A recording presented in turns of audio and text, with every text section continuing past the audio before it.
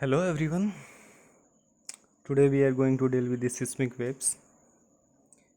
So seismic waves होता क्या है पहले उसके बारे में जानते हैं. Seismic wave is an elastic waves.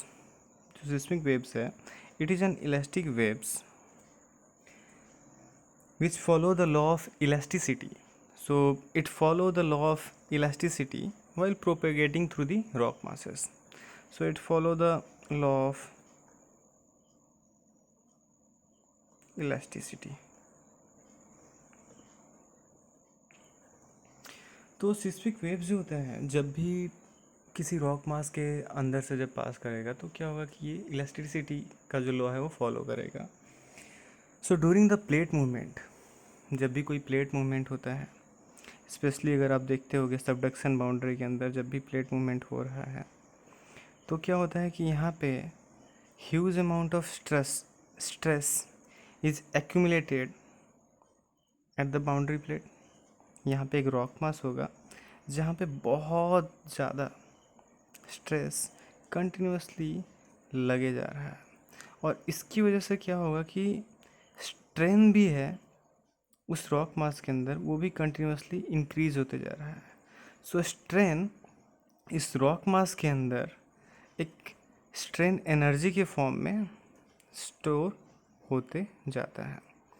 सो एक इल्ड पॉइंट आता है और इस इल्ड पॉइंट के बाद जब ये रॉक मास उसका थ्रेशोल्ड पॉइंट से ज़्यादा स्ट्रेन एनर्जी आ जाएगा, सो इट विल एक्सप्लोड और it will get fracture. The rock mass get fractured when strain energy exceeded. तो इसके वजह से क्या होगा कि जब वो रॉक मास फ्रैक्चर होगा so it will generate a wave, एक एनर्जी जनरेट करेगा which will be in the form of wave और उसी को हम लोग बोलते हैं सिस्मिक वेव और सेस्मिक वेव्स. तो ये हमेशा एनर्जी जो होता है like it change from one form to another. यहाँ पे भी वही हो रहा था, स्ट्रेन एनर्जी जो हमारा स्ट्रेन एनर्जी था यहाँ पे, ये स्ट्रेन एनर्जी क्या हुआ कि एक सिस्मिक वेव्स के तौर पे बाहर निकलता है वहाँ से. सो it will travel in all the direction. जब रॉक मास अगर एक फ्रैक्चर होता है, अगर दो रॉक मास यहाँ पे हैं एंड दोनों कोलाइड हो रहे हैं और उसके बीच में जब फ्रैक्चर होगा तो यहाँ से हर डायरेक्शन में सिस्मिक वेव्स ट्रैवल करेगा. ये अपना सिस्मिक वेव्स का ओरिजिन है. सो अब सिस्मिक वेव्स तो हमें पता है बट इसके टाइप्स भी अलग अलग हैं. So there are basically two main types और there are basically two main classification. One is the body waves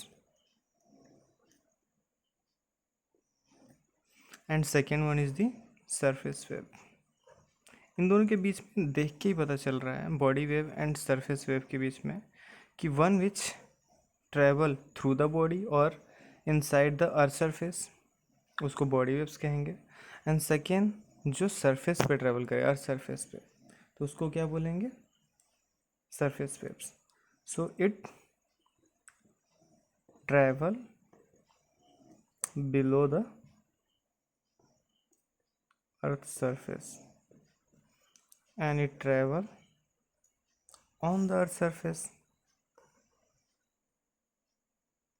So that's the main difference between body waves and surface waves.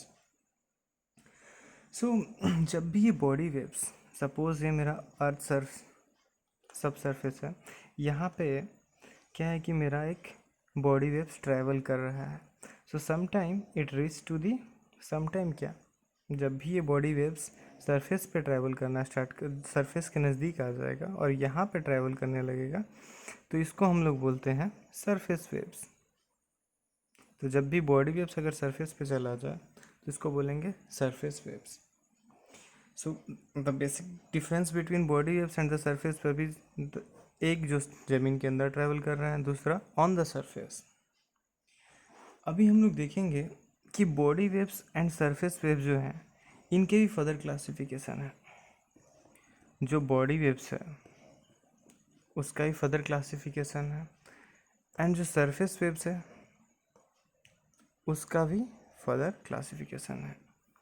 Body waves के दो classification है, एक तो है अपना P waves and दूसरा है अपना एस वेव्स।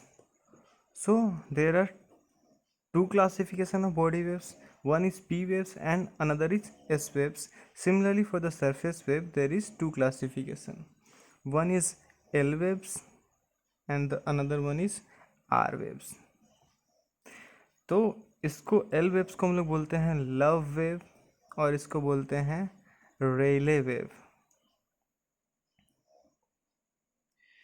P waves जो है बॉडी वेव्स का जो दो क्लासिफिकेशन है, P waves and S waves.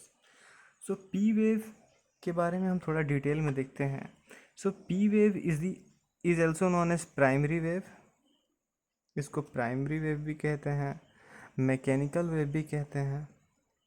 कभी कभी क्वेश्चन में आता है कि which one is the mechanical wave, ठीक है, तो हमेशा याद रखना कि P wave is the mechanical wave, primary wave इसको ही कहते हैं।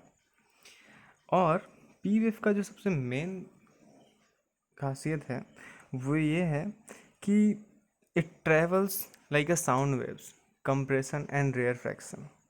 So P waves is also known as primary waves and mechanical waves and it travel like a sound waves, compression and rarefaction. जैसे कि आपने देखा होगा कि कैसा साउंड वेव ट्रेवल करता है, पहले compression and then rarefaction, then again compression and then again rarefaction.